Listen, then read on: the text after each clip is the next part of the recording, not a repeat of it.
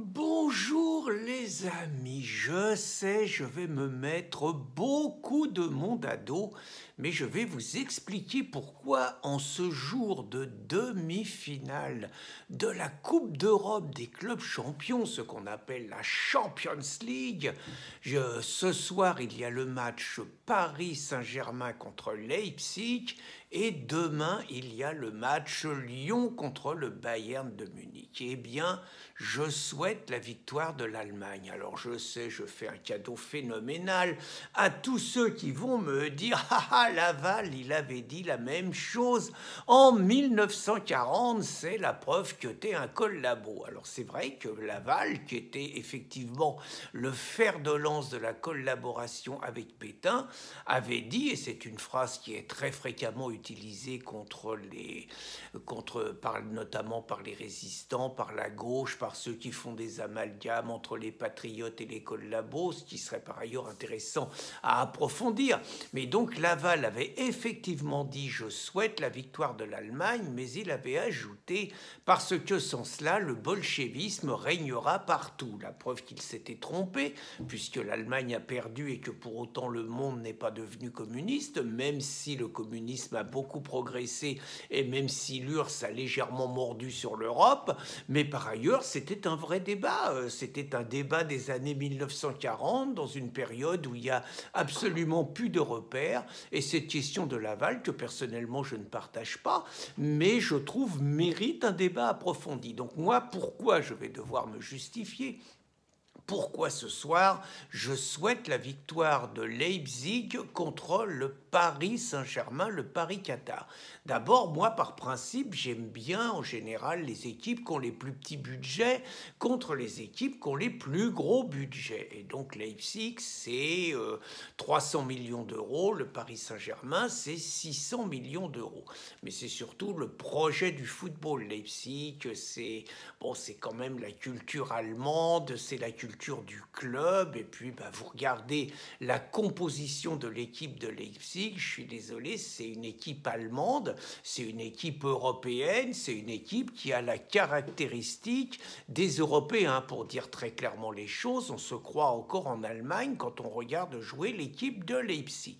Alors c'est pas si spectaculaire parce que l'équipe du Paris Saint-Germain, que certains appellent le Paris-Qatar, est sans doute l'équipe la moins métissée du championnat de France. Il n'empêche que quand on regarde la question de la nationalité, on sait que le football, c'est vraiment le fer de lance du mondialisme, mais aussi du grand remplacement, je vais y revenir. Dans l'équipe du Paris Saint-Germain qui va s'aligner ce soir, il n'y aura que 2 Français.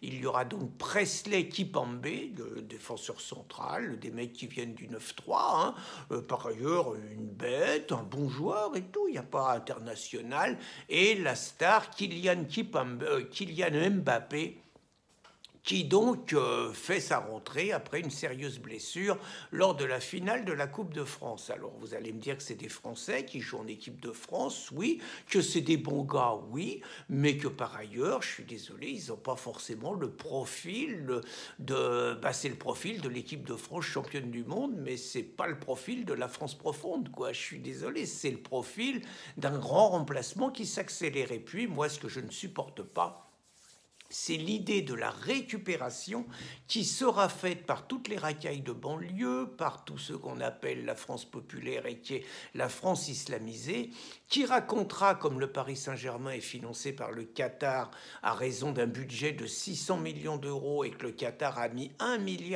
milliard depuis maintenant près de 10 ans pour que le club devienne champion d'Europe. Je suis désolé, mais ça serait la victoire de la propagande du Qatar. C'est-à-dire, je rappelle quand même que le Qatar finance quand même le terrorisme, que le Qatar c'est des sunnites, que le Qatar a obtenu la Coupe du monde de football en 2022 avec une gigantesque affaire de corruption qui est tue, que le Qatar, pour organiser cela, non seulement, on va dire, a monté,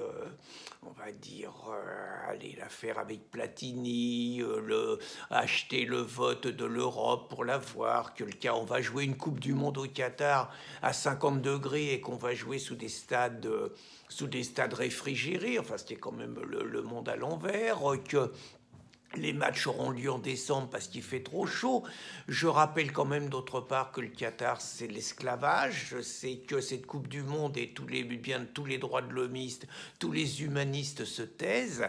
Cette Coupe du Monde, elle est organisée, j'ai envie de dire, à marche forcée par des travailleurs transformés en esclaves, qu'il y a des centaines de morts sur les chantiers pour que ça soit prêt en 2022. Et je rappelle que ceux qui appelaient au boycott de la Coupe du Monde en Argentine en 1976 sont bien silencieux pour appeler au boycott de la Coupe du Monde organisée par le Qatar. Donc tout ça signifierait que naturellement les islamos expliqueraient que la France a pu remporter la Coupe d'Europe, la France, hein, comme si Paris était encore un club français, mais a pu remporter la Coupe d'Europe grâce à l'islam, et que finalement l'islam est une chance pour la France, et vous auriez toutes les racailles de banlieue qui envahiraient les Champs-Élysées avec leur maillot Emirates Flights. Et je rappelle quand même, vous savez, c'est pas un hasard, rappelez-vous quand la France a gagné en 1998, les cris Zizou, Zizou. Pourquoi Zizou plus qu'Emmanuel Petit? Pourquoi Zizou plus que d'autres joueurs comme Laurent Blanc qui tenait l'équipe de France? Et ben, c'était une façon de dire aux Français, vous voyez, sans les musulmans, peut-être sans les Arabes, on va le dire comme ça, la France n'est rien. Et finalement, si vous avez gagné, c'est grâce à un Algérien, puisqu'il a quand même la double nationalité, il faut le rappeler. Donc ça serait exactement pareil avec le Paris Saint-Germain, avec en plus la bourrique d'Hidalgo qui naturellement raconterait que le vivre ensemble, bon, tous les délires, toutes les conneries sur le mondialisme, le multiculturalisme, c'est grâce à ça que la France gagne, et ça serait la France qui gagne, ça serait Paris qui gagne. Donc je refuse cette perspective, et pourtant Dieu sait, j'aime pas les Allemands, hein. J'ai pleuré de rage en 1982 quand l'Allemagne a éliminé la France au pénalty, le fameux match de Séville, l'agression de Schumacher et tout. Franchement, je crois bien que j'aurais vu une Volkswagen, j'y aurais fait les boudins, tellement j'étais en colère après les Allemands. Je supporte pas que les Allemands, à qui on a filé 2 pâtés quand même en 14-18 et en 39-45, même si ça a complètement affaibli l'Europe et tout, soient aujourd'hui les cadors de l'Europe, que ce soit ces mecs-là qui donnent le là à l'Union européenne et qui nous impose la politique migratoire, la grosse vache de Merkel qui nous a imposé 1 million de clandos et qui évidemment les impose dans toute l'Europe et tout. Je déteste ce pays, je déteste ce peuple, je les appelle les casques-à-pointe. Bon, bref, je les supporte pas. Et pour autant, eh ben, je vous l'avoue, l'idée que le Paris Saint-Germain soit champion d'Europe, je supporte pas. Alors après, vous allez me dire, ouais, mais tu pourrais supporter Lyon.